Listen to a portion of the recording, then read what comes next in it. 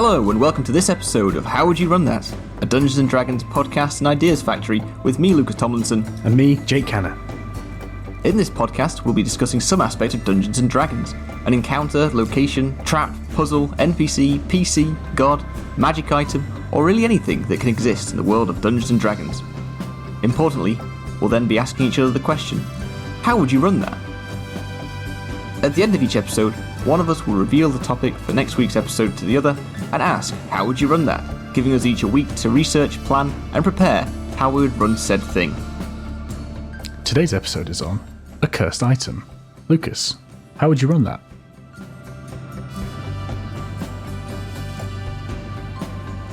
Straight into it then. Let's go. Yeah. Yeah, let's try it. Why not? So, cursed item. I did what we all do. Well, I say all. The two of us on the podcast. All two of us. All two of us. Went straight to Google, cursed items 5e, and took a look through everything. And it was a familiar list because, as I mentioned on the end of the last episode, I've already got a load of cursed items in my own game. So I've got basically a vault full of cursed items. And it's like, a cursed item gets found, it gets put there. It's too dangerous for society. But then equally, you've got things like the rusty spoon that I've mentioned before as well. Like, that's in there. But then you've got things like the Iron Maiden and, like, you know, D&D actual scary stuff. And I thought, I don't want any of that. I want something brand new. I want something unique and interesting for our beautiful listeners. And I had two thoughts. My first thought I wasn't so happy with because I couldn't think how to build it out. But the first thought I had was Icarus wings. Okay. I really struggled to think about that sort of risk-reward for an item. Like, it's got to be good enough for someone to want to use it, but it's got to have some negative impact that is bad or has the potential to be really bad, but not enough to dissuade you from, like, just throwing the item away and, you know, getting rid of it the first chance you get. You know, Sure. I want that to be a difficult decision. So the Icarus wings was my first idea, and I thought, and I couldn't really figure out the mechanics, but his idea was it's a wing, it's got one charge of the fly spell, and you can use it, and there's probably be some associated wisdom check or intelligence check or something, Right. Or if you use it to fly a certain distance or to a certain height, all of a sudden a fireball spell would cast centered on you. Shit. I thought, yeah, story of Icarus flew too close to the sun. I thought that'd be a funny way of having that in an item. And having it hidden behind a wisdom save, say, you know, goodness knows what it is. I was trying to think how I could make it height dependent. Like, the higher off the ground you were, the more likely you would fail the check. But I basically scrapped the idea. But that was my first thought. I think you could do some really fun things with that. I was like, maybe it has a regular fly speed of not a lot, but if you want to, like, overcharge, then it's got a 1d10 or 1 in 10 chance of setting off the fireball spell. So if, like, I want to get 40 feet of fly movement or something, okay, roll a d whatever, or for every 10 foot of movement you increment on the d10. 1d10. Yeah. So if you try to do it, if you did 100 feet in one round, it's like a guaranteed fireball. Yeah. And the idea being, when the fireball casts, then the spell would end, and if there's fall damage on top. And I thought, this is quite dangerous. It's like maybe too dangerous. So yeah, like, there's some balancing there, but, you know, one charge of fly spell per day for free is pretty useful for most people. Yeah, I mean, as we've found out, it's fully fucking OP flying. I mean, you should have not let Aarakocra in your game, but my fault for having fantasy chicken. No, just keep having us in caves where there's a roof, you know. Anyway, so that was my first thing, and I thought there's too many question marks. I'm not really very happy with it, and I thought I'll put that aside and think of something else. And then the next thing I thought of, which I'm a bit happy with, and I quite like, animals that aren't real animals, like the onyx dog and, like, the jade owl. They're basically like stone statuettes of animals that you, as an action, can not cast them, but make them real. Sure. Yes. You know, that's the thing. So I thought, okay, I like that idea. What else do I like? You know, it's like, you know, especially if you're thinking about things that are negative for a cursed item, I thought, well, what about a black cat? You know, that's something quite easy to make into one of these kinds of magical items. So I've gone for a black tourmaline cat. Black tourmaline That is my cat. cursed item. Okay. Yeah. So tourmaline, just because I wanted to pick a black stone and that one looked interesting. Fair enough. All the other ones in the source book have different stones, so I thought, why not? Tourmaline cat. Cool. And then I started thinking about what this could be. And I thought of, like, you know, with that sort of risk-reward thing, I thought, let's make it really simple. Yeah. And then I add a layer of deception to it. So straight off the bat, you find this small statuette of a cat made of black tourmaline. Yeah. Pretty standard thing. Has an engraving underneath in, say, Elvish. Why not? Yeah, I mean, I think it's a critical role where they have an economics dog, and it's like good boy or something to make it activate. So, yeah. But this is like, it's a good kitty, fine, whatever. You can say whatever you want. But it's a black tourmaline cat statuette. As an action, it basically grants you the Find Familiar spell. Cool. So, Find Familiar, straight out of the book, as it is, apart from small exception. So you have a black cat as your familiar, and the only thing is, you now can't dispel it. Right. So, with the standard Find Familiar spell, you can choose to dispel the familiar at any point, and it goes away to a pocket dimension until you summon it again. Yes. With the black tourmaline cat, you can't get rid of it. It's always there. Okay, is that the curse? No. Even better. it's a little black stone kitty, and it's great. It does it does the Find Familiar spell. It does everything. You can cast like touch spells through it. You can see through its eyes. Communicate, all that stuff.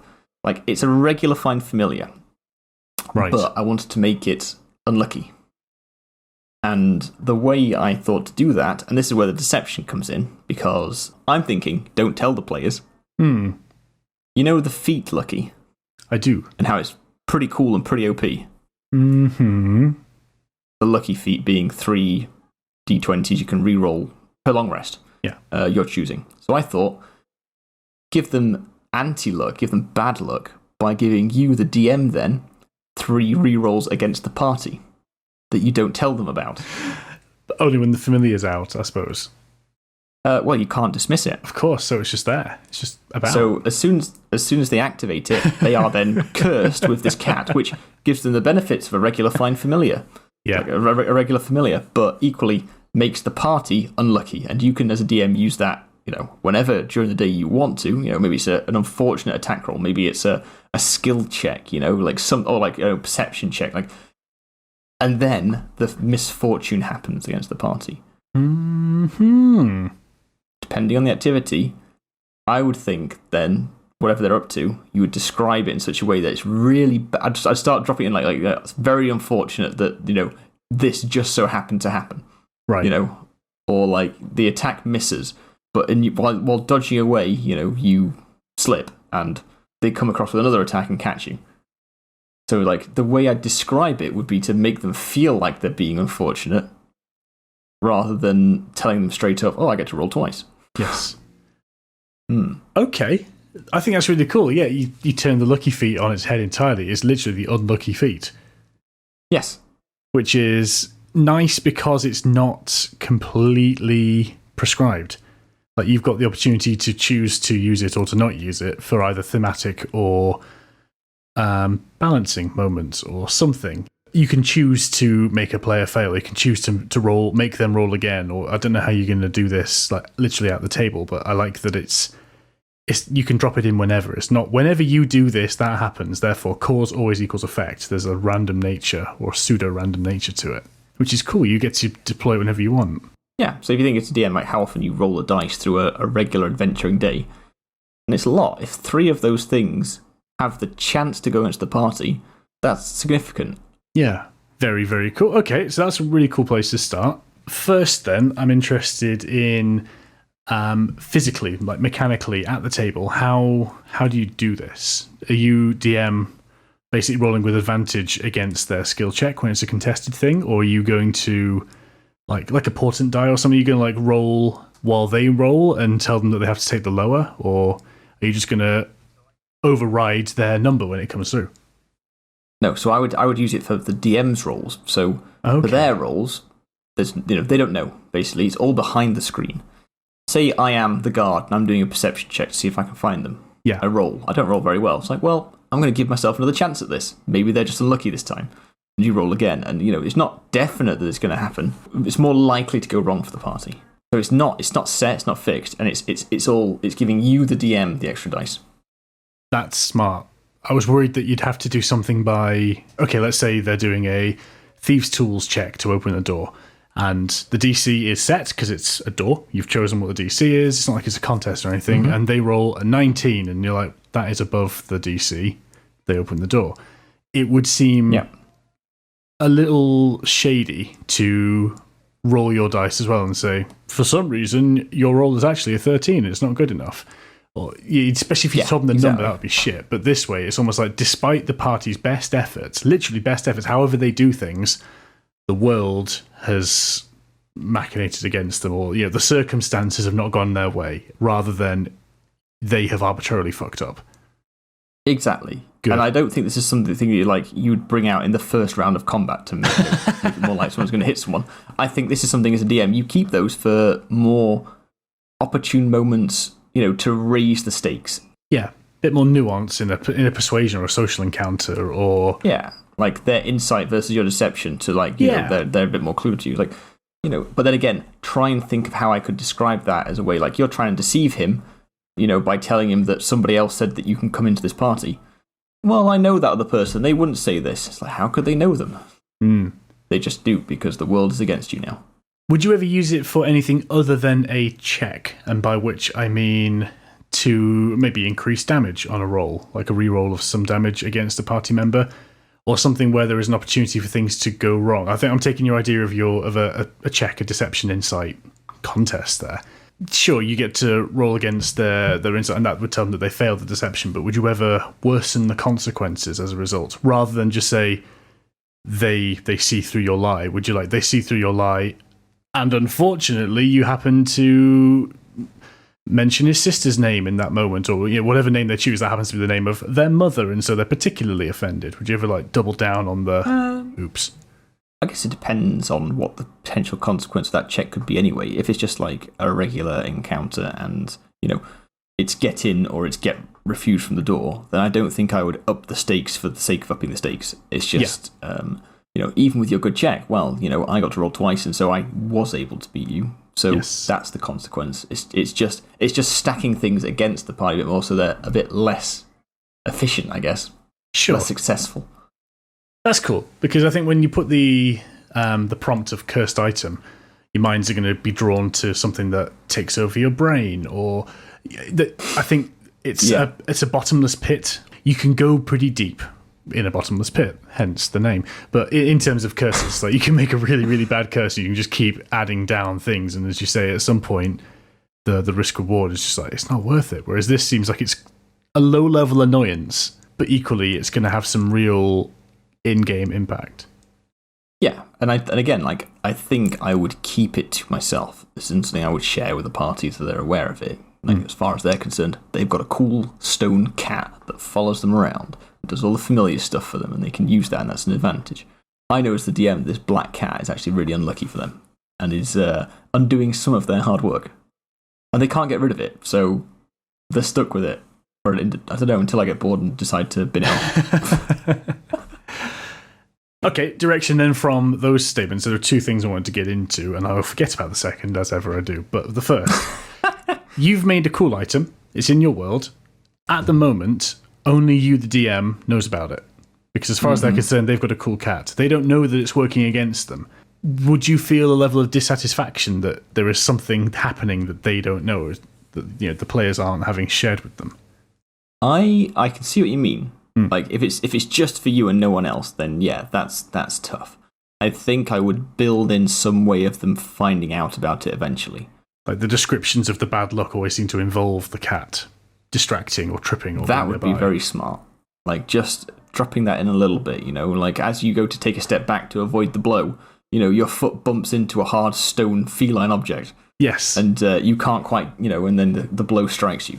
That sort of thing. That could be good. Because then you're still, you're just describing the attack roll, but the cat comes into it. So maybe, yeah.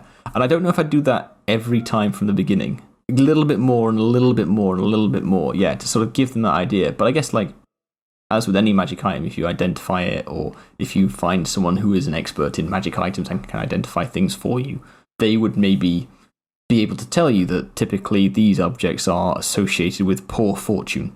I wouldn't tell them outright, the party, but I would clue them in subtly in some ways. What happens if they do cast Identify?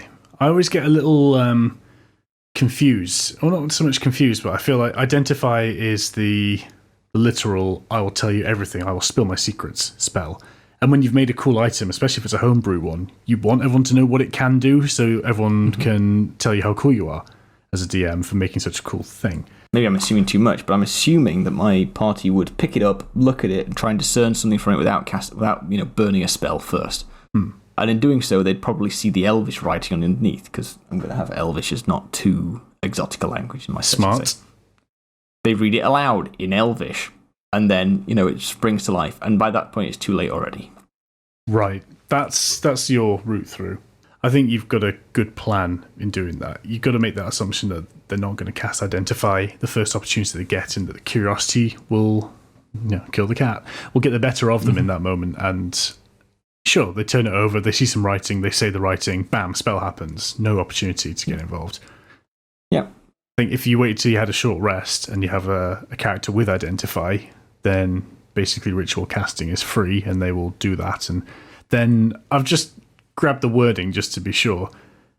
Yeah. If it is a magic item or some other magic imbued object, you learn its properties and how to use them. So it's basically you tell them everything. Now, I've seen some alternative Identify rules where people have said maybe in order to gain absolutely everything, you have to spend some time with the item, do a thing with the item, tune to it. Exactly, do all the good stuff.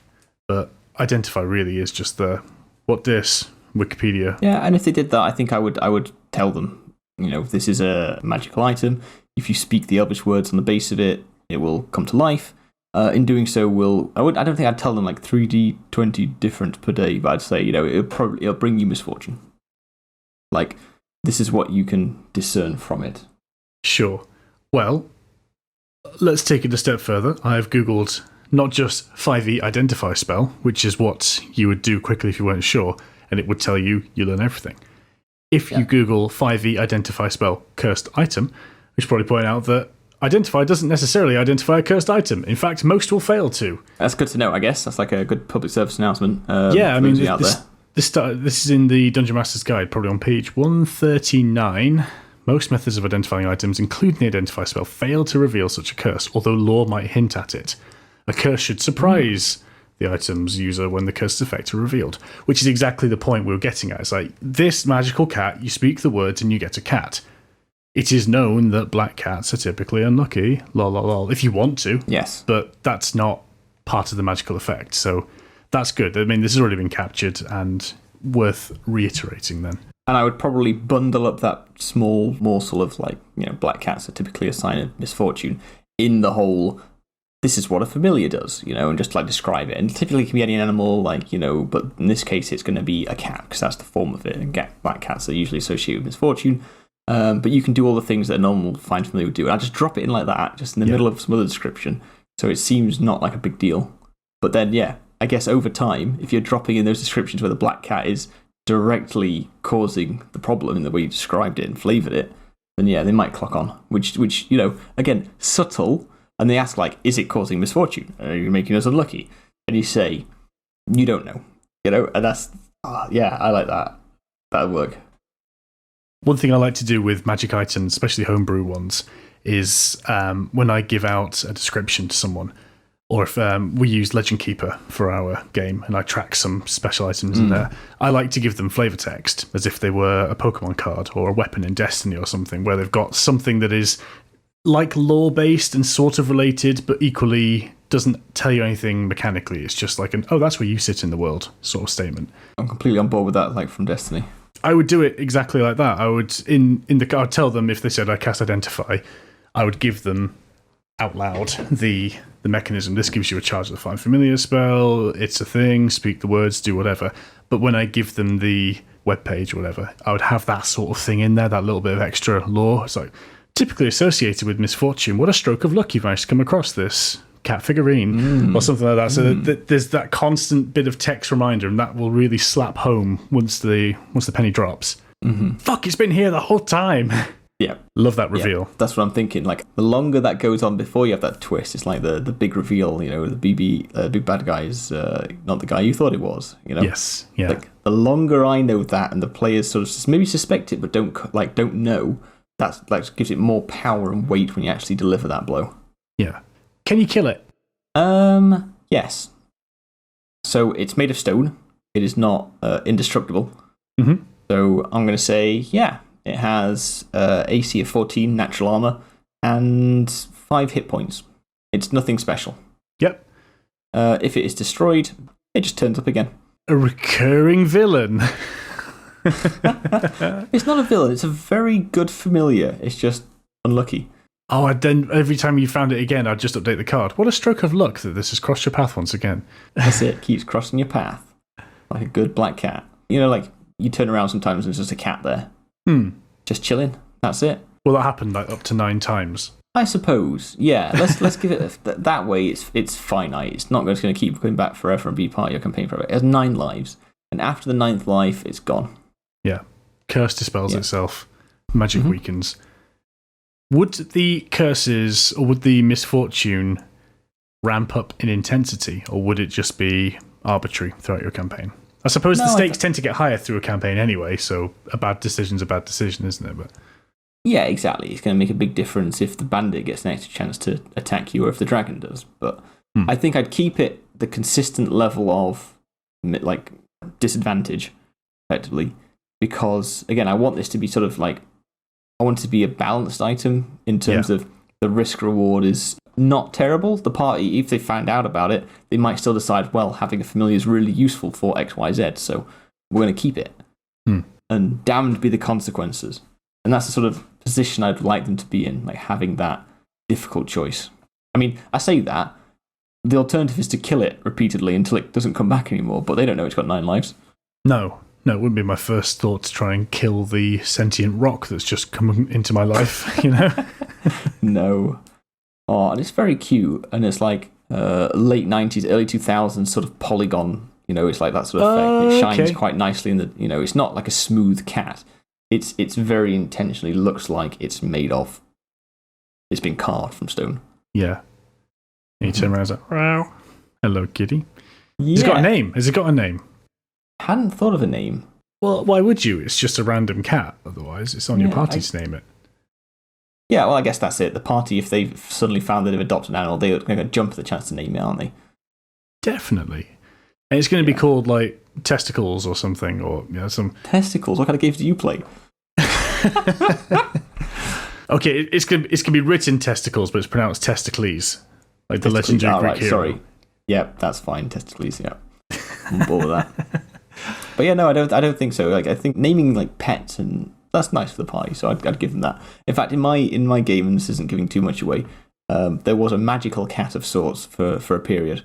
And I had a name and a backstory and all this information for it. And as soon as they like realised it wasn't leaving them alone, they just named it something. And I was like, okay, fine. I just like crossed out the name in all my notes. It's like, it's not called that anymore.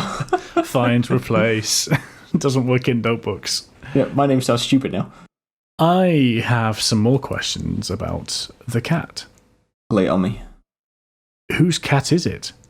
Why does it exist? So, it was created by the Wizard Aura. Is that someone's name? Wizard Aura was a TV person, so... The Wizard Aura. I was incredibly inspired, so the Wizard Aura, I thought was enough effort to sort of give me a name for a wizard. Cool. And the Wizard Aura was particularly gifted in imbuing life into inanimate objects. And she had many successes, many failures, and you know the history of items like this are they're most likely from her. She created these things, and she's Elvish, and that's why it's written in Elvish underneath. And so she created, among other animals, this black cat. And this black cat was sort of what she considered her failures, because she was, you know, she goes through like version, it was like Iron Man with all these costumes, all these like suits, you know, like the Mark 1, the Mark 2. Like she's improving her craft, and this is the first time when she had a step back, because after she created the tumbling cat, she started getting worse at making them. Like she wasn't progressing and succeeding the same way, and she couldn't put a finger on why. And ultimately, she discovered that it was the cat that was causing her to fail, and she disposed of it. So it wasn't loved like all the rest of the animals, and she just sold it off, got rid of it. She binned it away. You know, she created it, so she has the knowledge to release herself from its curse. Sure.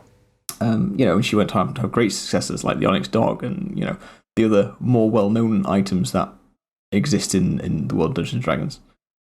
What have we got? The Ebony Fly, the Bronze Griffin, that seems a bit more ornate. The Obsidian Steed. Not heard of all these. The Marble Elephant. The marble elephant. What's that? I know. I mean, that's a bit wanky, isn't it? I started off doing cats and flies, and now I can do fucking elephants. Get in the bin, Wizardora. But anyway, that's her whole bag, and she makes those.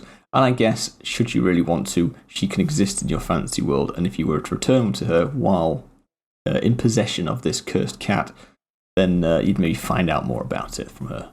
Okay. So it's critical to inform people, younger than a certain age, as well as people outside the UK. Wizardora, that's a real thing. That's a real reference. Yeah. I don't know when I will have watched this. This was like a children's TV program in the, maybe earlier than, but definitely in the early 90s. It was the early 90s. 1991 to 1998, it looks like. Right. So we were proper little. But yeah, she was, it was a woman who was a human, but then there was like a puppety style world. The whole thing was like she brought some shit to life, and like her socks talked and everything was sentient. Well, that's what I was sort of thinking. It's an inanimate object brought to life. So I thought, that sort of fits with this vague childhood memory I have of a TV show with an irritating introductory song that I can sort of remember half. Yeah, absolutely. I think you've tied it in really nicely. Yeah. So that's what I did, and then I went on Wikipedia and I checked out all her stuff. That's what the Wizardora has. She also has this scarecrow type thing, which is just straight out of the Monster Manual, a scarecrow. And, various other alive things that just hang out and chill in her place. She's a lonely child and had to make her own friends. Aw, it's hard being an elf when everyone around you dies and you live forever. Right. So you have to make inanimate, perpetual, sentient socks. I'm just reading through this list of stuff again, and it's like, Filbert, a squeaking vegetable, and fellow trainee wizard. Dog doormat, a barking doormat. Just generic vegetable as well, not even specific. Yeah. Hangle, a purple coat hanger. The coat hanger! But who insists on calling himself a cloak hanger. A very old fish, a cryptic talking male fish who told stories about his life. These are all things that exist in Wizardora's pokey shambles of a hut somewhere. This is classic. This is peak 90s fever dream children's bullshit. Yeah. It's like, what puppets can we make out of all this crap? Okay, let's crack on. We've got a coat hanger. That'll do. Paint in purple. Hangle. Yeah. So on and so forth. I remember actually getting really upset when they changed the actress. Did they? I'm sure they did. I'm sure the earliest season had an actress, and then I think they either brought it back or they changed the actress at some point. And I was quite a straight down the line kind of kid in many regards, and unnecessary change was not a fan of. You're absolutely right. So first series was starring Maria Goff, and from then on it was Wendy van der Planck. Well, Van der Planck can fuck off and be a tree. They did it again. Then it was Lizzie McPhee, and she doesn't even have a Wikipedia page. What a hack!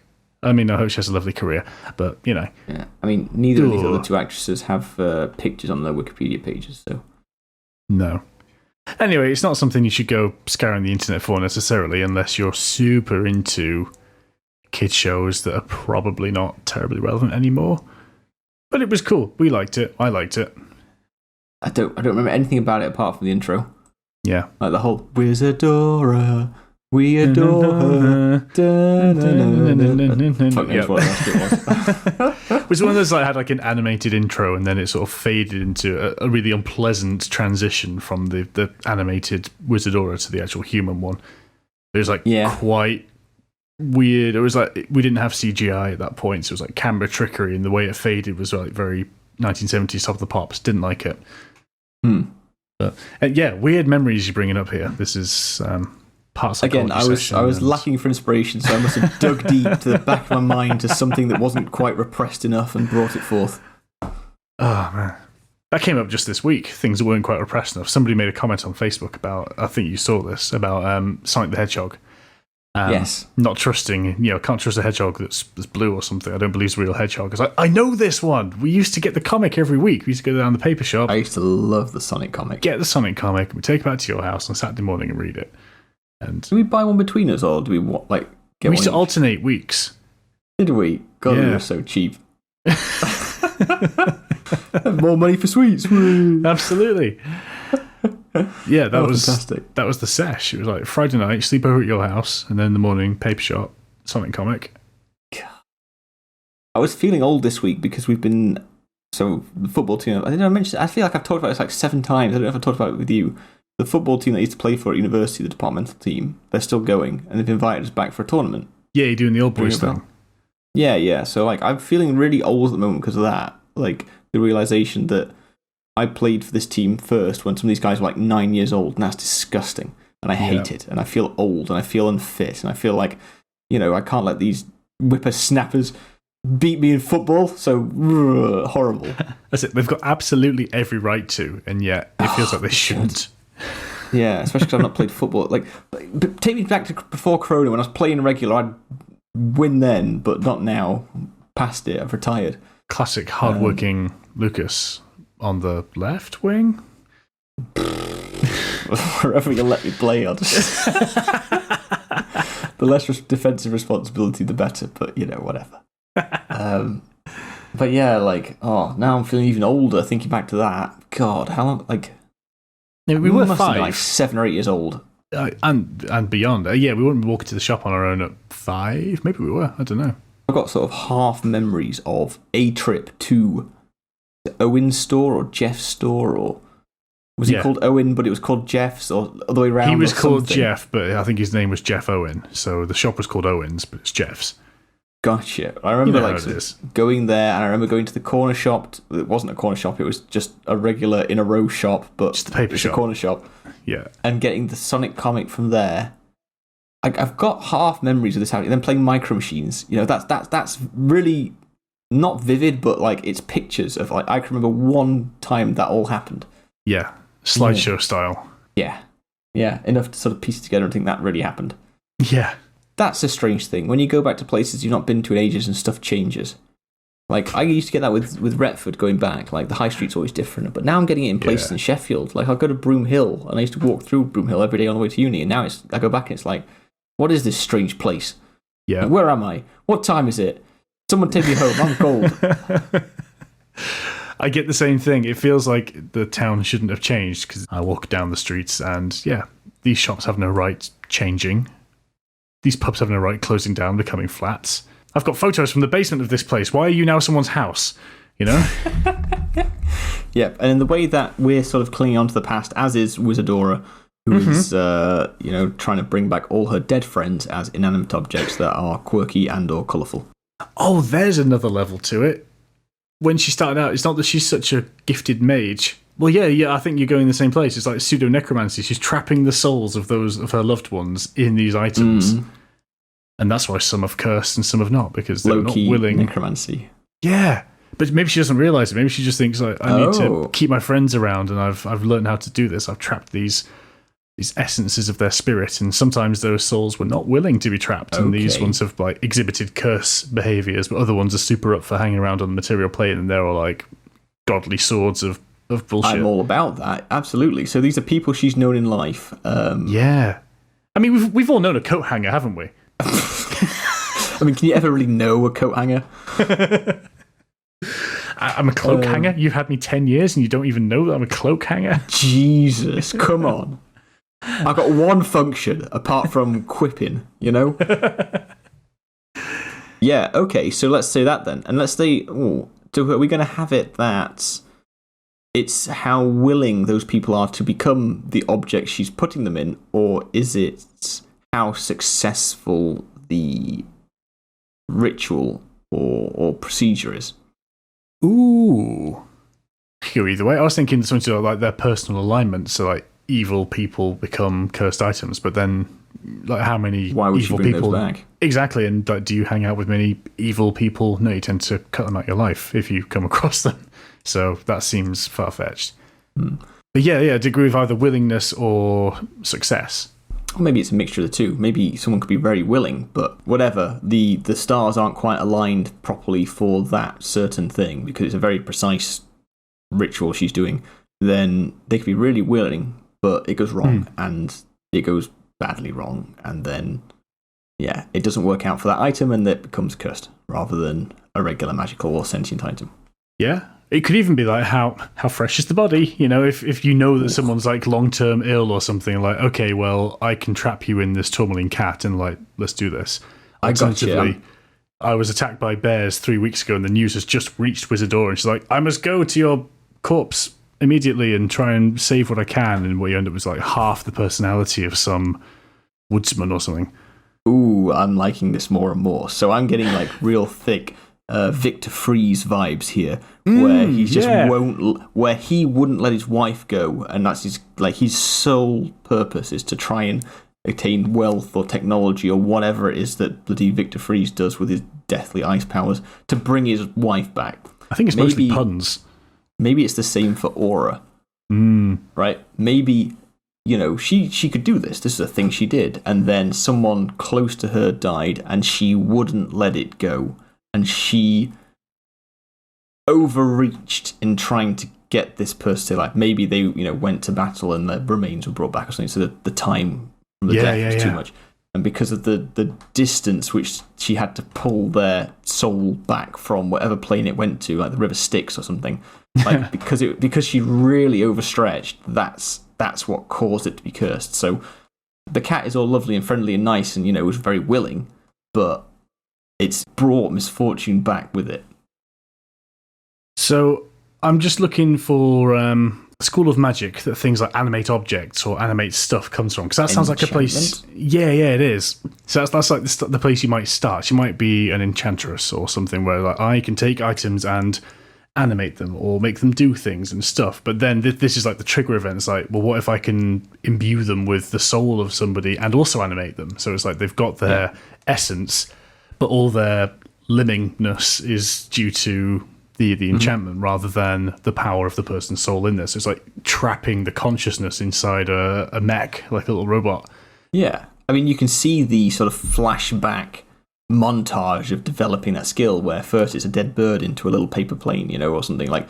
Yeah. She's practicing the little, you know, the dead frog into a little clockwork frog or something. So it's like little animals into things that are like them, and how sweet, how nice. And then tragedy strikes, and she steps it up, and the sky darkens, and everything goes horrible, and like there's some sort of horrible mystic explosion in the elven city, and that's why she gets cast out and lives in a hut on her own, because everyone hates her now.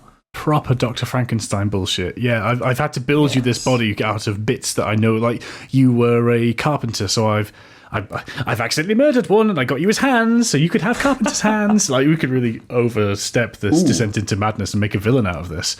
So she's making like flesh golems out of bits and pieces that'll hopefully work the best to put it together. But actually, difficult maybe question. This is too far, but go. If she's using body parts to bring people back, why didn't you use their regular bodies and put them in that? Well, that's a very fair point. Maybe that was the first. I don't know. This feels like an overreach of the idea, to be honest. I just like the idea of cobbling together body parts, or maybe items. You know, like Gustav was a chef, so I couldn't find a suitable thing to make, but I got these 2 spatulas, and they can be your hands, and I've animated a chef's hat. That's going to be your I don't know. That seems too much to make golems of oddities and things. I like where we started, where you like, I've made a figurine and I've trapped some souls in the figurine. Okay, so we'll dial it back a little bit. How about, though, to sort of keep an idea, the material she uses has some implication on the item. So, you know, if it's like a paper bird that she's folded out, you know, origami style, and that's like alive like a bird, it gets wet, it's gone. Yes. You know, the clockwork frog, equally, it's clockwork, it like ribbits off the edge of a table and smashes. Yeah, you know? And when it's gone, it's gone. Yeah, and that's why she starts looking for, I don't know, hardier stuff. Better, like like stones, you know, and she carves them and has like all these little figurines ready should she need them for anything. I like the thought then that the version 1 hardy thing is just like a pebble with googly eyes that sits on a shelf, can't move, but it's just sitting there quipping and like sitting there like a Jiminy Cricket style conscience, just saying stuff but not being able to do anything because it's a pebble. Does it have a pipe cleaner mouth?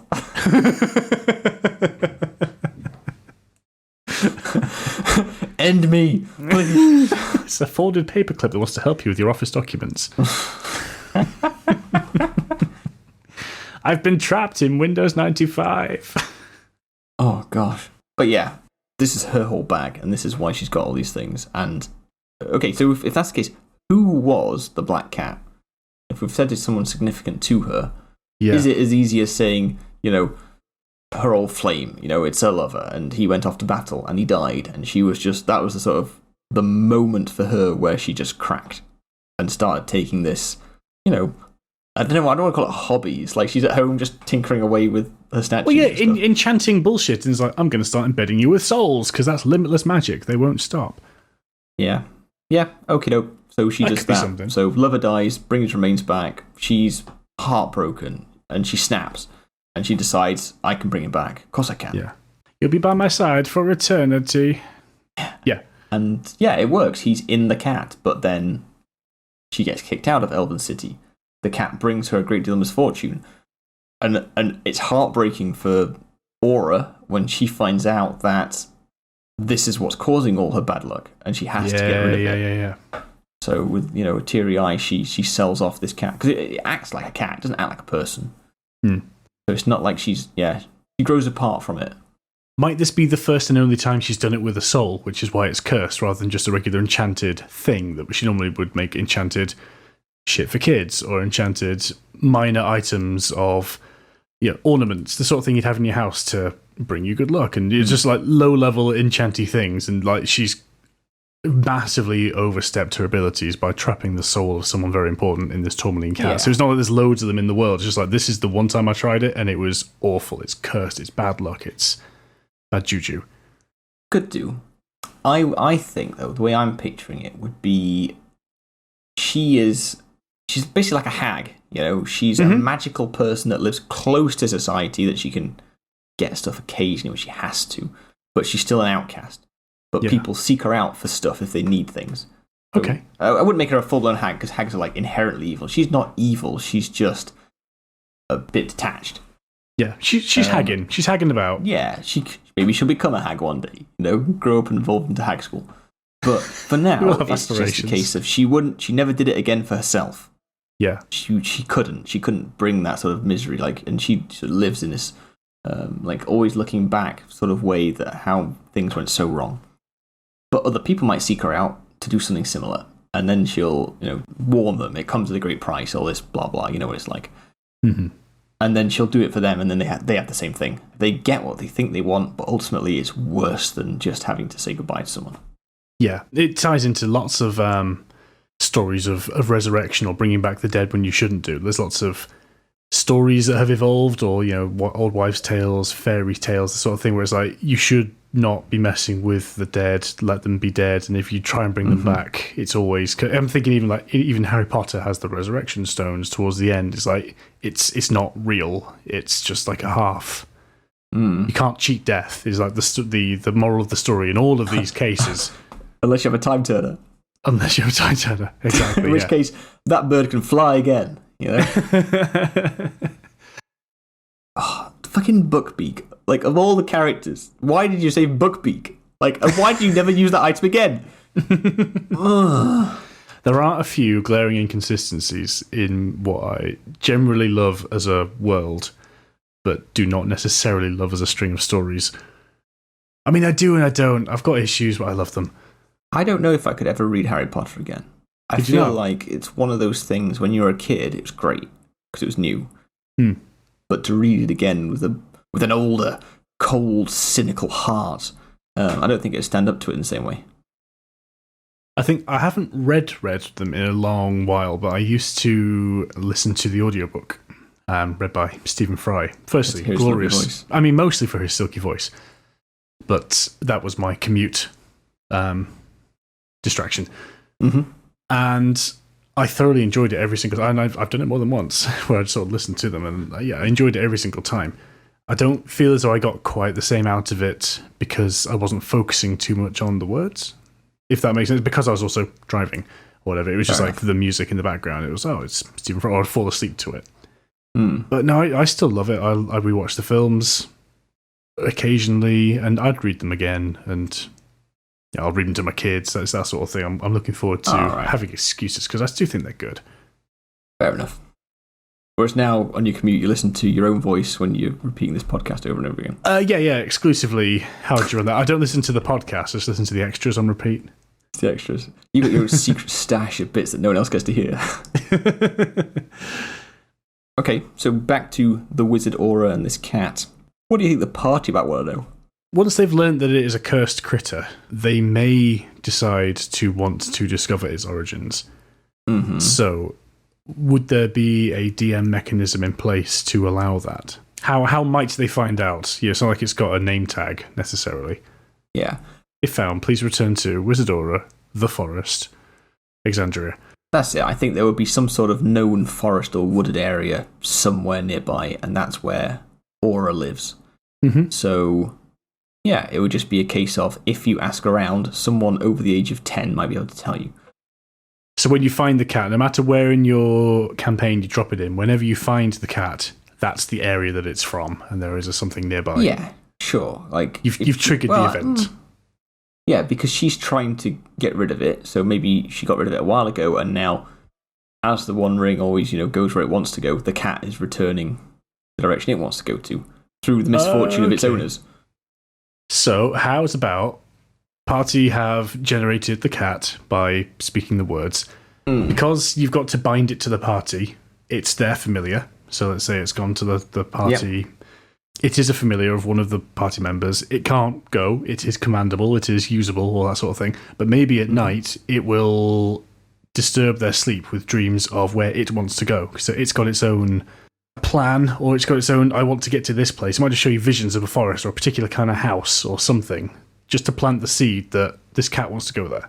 Or it would show them all the images of the various other objects around her flat, like the coat hanger, a flat. Her hut. Flat. Yeah, she's just there like a flat, block of flats on the side of the creepy forest. A hut could be a single flat. Yeah. Actually, that'd be quite cool, especially if you're like, look at all these other weird talking shit. That's going to be way more compelling than, gingerbread house in the forest.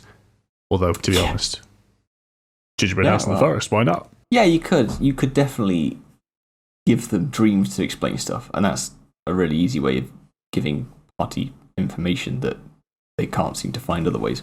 Well, it's just like this cat's not going to be able to communicate any other way, and it spent its entire life trying to get all the way back. It's right on the doorstep of the forest, then your knobhead party trip over it, speak the magic word, and all of a sudden it's bound to them, and now it's got to go traipsing across the continent and probably onto the high seas. It's like, I was right there, and now I'm gone again, you bastards.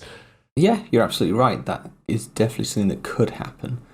How do we clue them in? I mean, you don't necessarily have to. You can just save it for another time as a little story hook. I think you're right in that a dream is a good way to go, and I think whoever it is that activated it is the one that would have the dream. Because even though the party is all suffering the bad luck, that person is the one that is tied to the cat directly. Say. Sure. So yeah, I think dreams of a wood that has a certain shape of tree or kind of branch, or there's a kind of flower, say. There's a kind of flower in that forest and it doesn't grow anywhere else.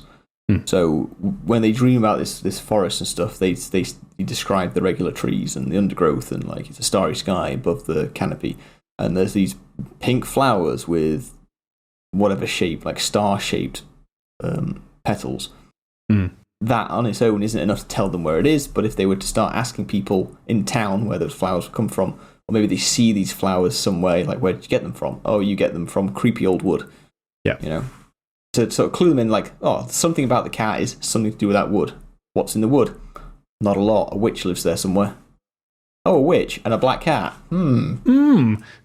Yeah. Easy stuff, and it's a quest hook that can sit on the shelf forever if it needs to, but yeah, they don't have to. They don't have to go. And the dreams can maybe ease off when you start getting further away. But yeah, I guess if you don't know this thing has 9 lives, you're going to be. I mean, I guess you'd be quite unlucky if it dies 9 times in combat. But yes, yeah, they're unlucky, so it could happen. Yeah, and if it does, it does. Not everything can happen. Nope. What else can we do with this little cat? With a familiar, you can cast some spells through it, can't you? You can cast touch spells and stuff. Yes. Is it just touch spells or any spell? When you cast a spell with a range of touch, your familiar can deliver the spell as if it had cast the spell. They've got to be within 100 feet of you, and use its reaction to do so. So that shocking grasp, you just run this cat up and make it pounce. It's Pikachu. It's a little electric. Yeah. So you run up and deliver that shock. Where I was going with the thought then is that if you have spells the range of touch, would they ever fail due to bad luck? Would you ever flavour them? Well, or would you cat them up? Or you do attack rolls, right? And it specifies you use your roll rather than the animal's roll to deliver the spell.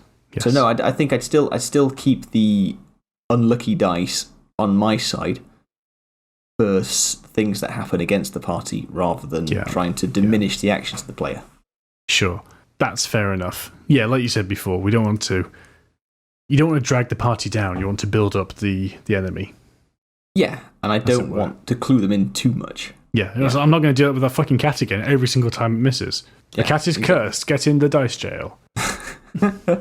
What could I mean, if it obeys your command, what would you tell it to do? Like, stay here, and then I don't know, it has to stay within 100 feet of you, though. So what? Just tell it to stay 100 feet away at all times. I mean, they're still gonna get the bad luck, but then it's further away. Harder to flavour those bad things that happen. The bad luck has a range of 101 feet. Now then, kitty cat, I want you to walk 100 feet away from me and stay at the edge of that distance. And it just looks at you with these sad stone eyes. You know how cats' eyes get really wide? Yeah. The same, but it's just all black. It turns the eyes only to stone, and the rest of the cat is still cat. Oh, actually, yeah. Is the cat always stone, or is the cat when it is a cat? No, it's always stone, so it doesn't turn into cat. It remains this polygon shape of cat. That's made of like stone. It. Yes, I can imagine exactly what you're saying. Like 90s style cartoon, somewhere between Porygon and Ren and Stimpy cat. Yeah, sort of. But equally, I'm thinking it's got more angles than a Cybertruck. Yeah, yeah. But yeah, that's the sort of it's lots of shapes that make it look like a cat rather than being an actual lovely fluffy little cat. I say as I look at mine asleep next to me. Yes. Very cute. So one other thing, where does the party get this cat from? Yes, please tell me. Right, I'm thinking it will be loot from something that they kill. Okay. I'm imagining the way that the party gets disadvantaged when they get the cat, it would be quite interesting to have them in a fight against something. Like, I'm thinking a humanoid, but it could be some sort of creature that would have items in its pocket. And I'm thinking during that combat, at a key moment, like say the killing blow, right? The combat's gone on, the killing blow. Someone comes to attack, and I'd tell them roll with advantage. Mm-hmm. And that's how they, and they ask why. It's like, I'm not going to give them a reason. But you get advantage on the attack. And that's how the bad luck kills the previous owner of the cat. Yeah. And then, they find it when they loot the body. Or as it drops, you see it sort of this roll out of his pocket. So I'd just place it in there after the final blow is dealt.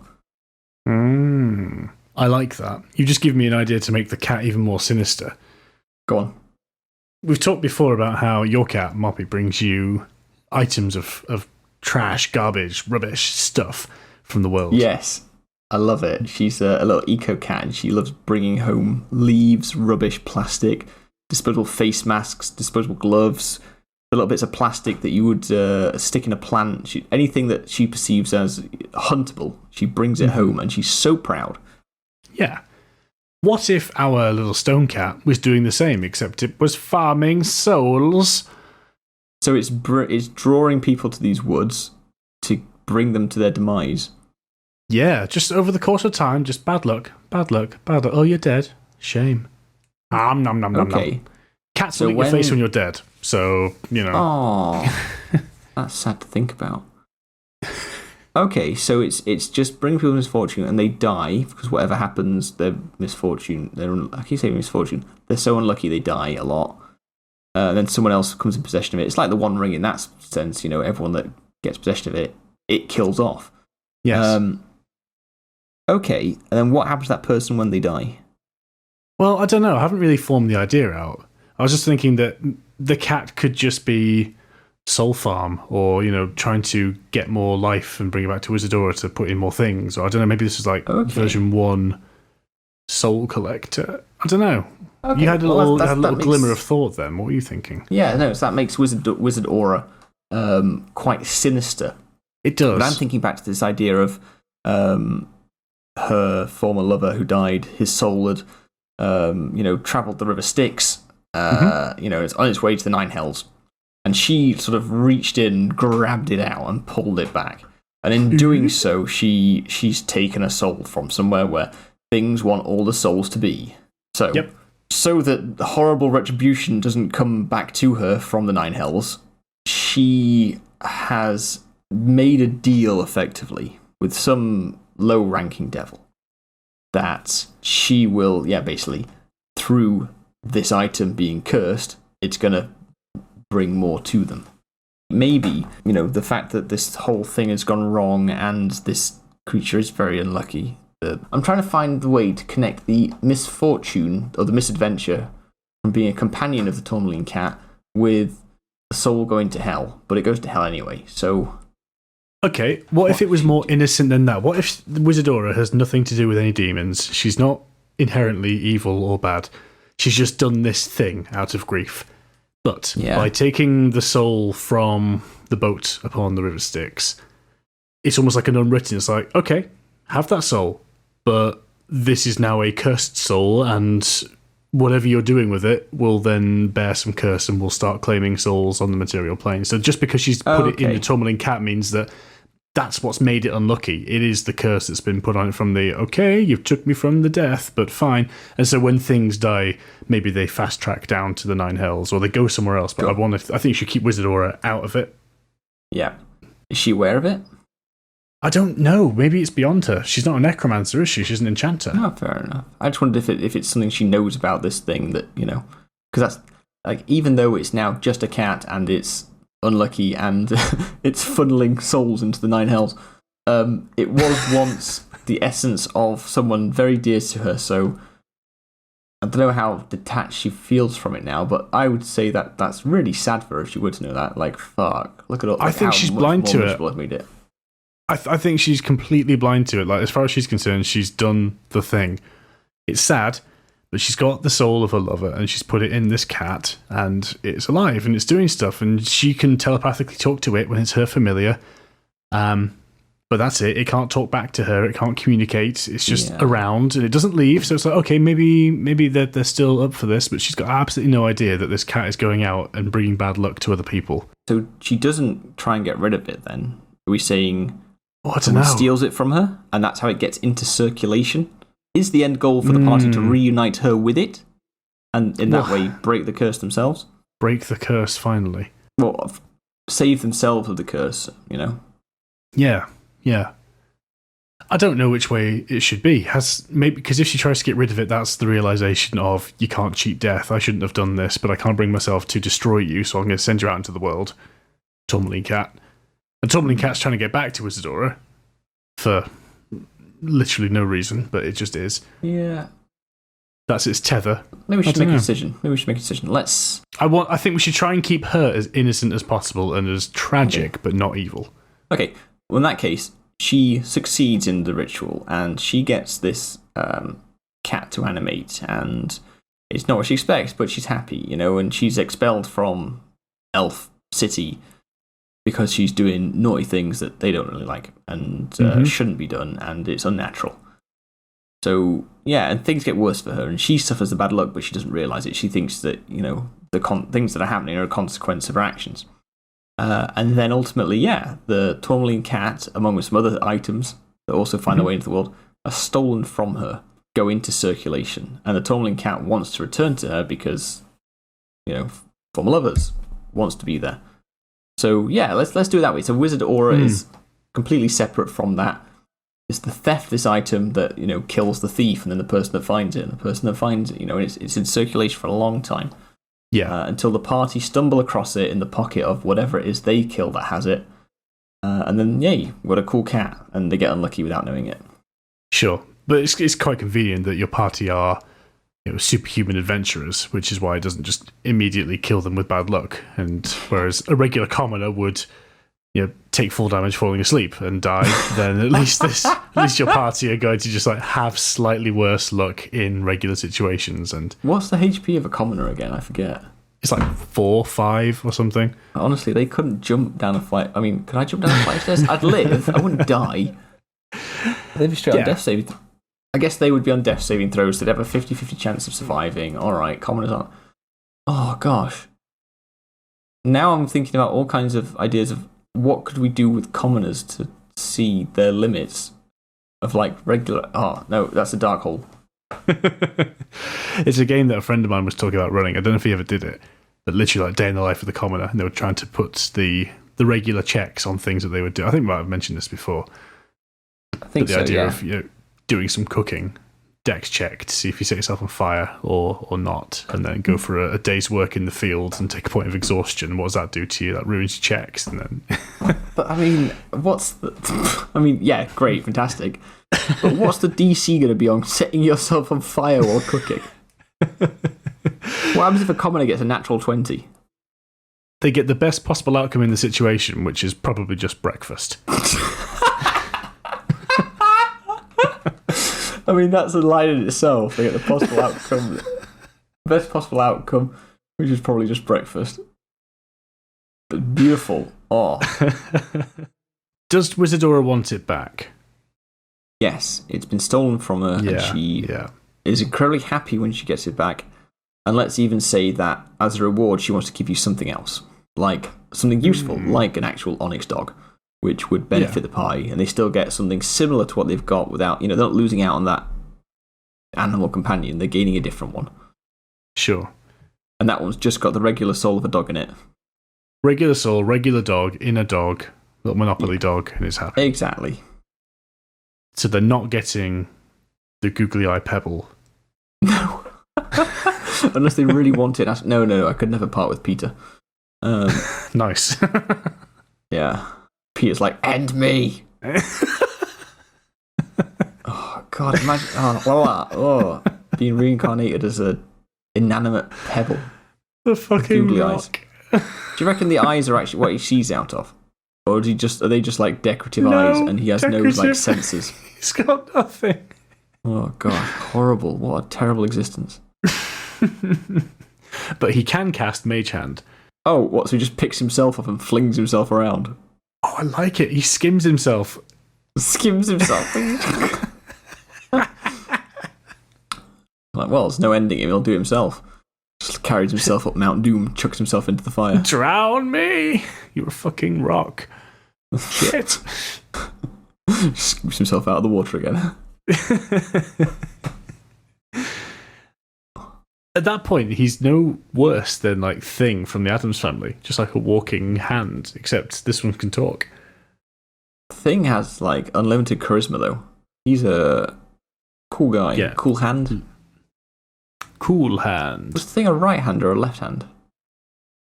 I don't know. Google, what do you know? I want to say right, but I don't want to be too. Hey Google, is Thing right or left-handed? Yeah, she doesn't know that one. What do you mean you don't understand the question? It's a simple fucking question. Fucking stupid question. Was Thing left or right? Thing was usually a right hand, but Cassidy sometimes played it as left, simply to see if anyone would notice. That's fantastic. That's species the level of inconsistency I want. Unknown? Species unknown, later a human hand. Later? Did it graduate? What? That's so weird. Thing was originally conceived as a whole creature, always seen in the background watching the family that was too horrible to see in person. The only part of it that was tolerable was its human hand. This can be seen in the 1964 TV series. The Addamses called it Thing because it was something that could not be identified. Thing was changed to a disembodied hand for the 1991 and 1993 Addams Family films, a depiction retained throughout subsequent adaptations. Much later. So I guess Thing was always just like in the background, but would reach round the corner with its human hand, Dr. Frankenstein monster style-y. What a character. When the television series was dubbed into German, Thing was called Gizmo. Ding. Also Ding. Hol mir das whatever I want. in the animated movie in 2019, Thing wore a wristwatch, and that watch had an eye, and it could see through that eye. That's bullshit. I don't like that. That's why. Nah. Stop trying to make Thing a thing. Does this cat actually have its own name that Wizardora's going to have for it? Because the party's going to name it on their own. 100%. Yes. That's what we're going to do. If we're going to have it being the ex-lover, then we're going to have the Scarecrow character. Oh, no, because the Scarecrow is a different character. Oh, okay. Well, let's just name it after one of the actresses that played her. So we've got Wendy van der Planck, right? She was the main Wizardora. She's going to be an animated plank of some sort, so that's fine. So we're capturing the original Wizardora in item form. Yeah. So it's it's the current Wizardora is actually Wizardora. I say current as if it's still a thing. Wizardora, as in Rita. And the previous actors or actresses, the previous acting folk, are also going to be personified as items. Well, when you're named Wendy van der Planck, you're an animated plank, that's it, and you're called Wendy. Literally can't argue with that. So let's just go for Maria. The cat's called Maria. That's the original Wizardora's first name. Nice. The wind howled as the snowstorm grew heavier and the last of the light that permeated the wintry clouds faded. A small light from a campfire flickered on the side of a twisted mountain path. The party, miles from the nearest settlement, had been fortunate in finding a small overhang by the narrow mountain path where they could at least find some shelter from the wicked storm. They huddled together, close to the fire, rubbing their hands together and adding additional layers of clothing from their packs to fight off the cold. "Why is there a snowstorm in the middle of fancy July?" asked Fortescue as he wrapped a thick blanket around his shoulders. Clive shrugged. "Just our luck then," Fortescue grumbled. "I've had it up to here. The Knoll ambush, the potion that brought poor Snips out in hives, that poor lad Bobbert. We're on a terrible run of form, and now a snowstorm. Our misfortune continues." Fortescue cracked a smile. "We've been without a proper name for a while. Perhaps we should call ourselves the Unfortunate Conglomerate? What about Crunk and the Poor Four? The Wrong Throng? The Unlucky Party?"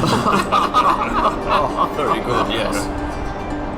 Estelle stopped shivering and froze still, seemingly focused on a space directly in front of her face. The cloud of haze from her breath became small and her eyes widened. "Perhaps that's just it. Luck," she exclaimed. The rest of the party turned to the wizard. "You thinking that skinny god you made a deal with cursed us or something?" asked Crunk, now draped in a thick, grey-brown speckled pelt. "I knew you lot were going to be the death of me." "No, not then. Much earlier. Think. We've been on the receiving end of more than our fair share of misfortune for quite some time. Think about the bloodworm poisoning we got sitting in that swamp water for hours. You know how rare bloodworm are in this part of the country? How about the giant rats laden with explosives that just happened to be working their way through the sewers directly beneath us, and that blonde buffoon before detonation? I didn't see anyone else in the crowd falling in. Did you? Or the little girl that was secretly a plane-travelling death frog and just happened to keep that to itself until we turned up. Or the rolling boulder that nearly killed all of us. And what did we find in that hovel after all that effort to get past the defence? Nothing, other than that darned pickaxe. The last bit of good fortune we've had was winning that talent contest at that shabby-looking inn." The group looked dumbfoundedly at Estelle. "That was the night that those monsters got out and savaged that courteous old gentleman. What a mess, poor soul." "Yes, and what did that unfortunate sire have upon his person? The cat." Silence fell as the revelation settled, and one by one the party turned to Crunk. He sat cross-legged in the snow on the far side of the loose circle that they had formed around the fire. Furs wrapped over his shoulders. In his lap nestled the tourmaline cat. Curled in a ball, sleeping, its shiny black geometric form glistened in the flickering firelight. "Give me the cat," Fortescue ordered. "Not a chance," growled Crunk, reaching behind himself for his pick. "Rocky stays." Fortescue's hand moved silently towards the hilt of his sword under his blanket, but Crunk saw the subtle movement. "I told you they would turn on you," Crunk heard the voice in his head once more.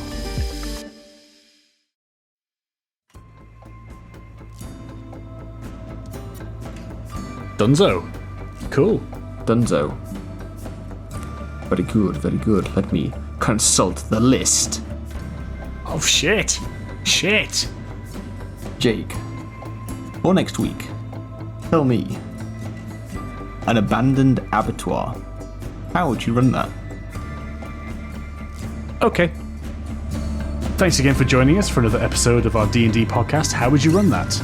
Please give a like or subscribe wherever it is you get your podcasts. In particular, it'd be great if you could leave us some comments on iTunes and voice notes on the Anchor platform, anchor.fm.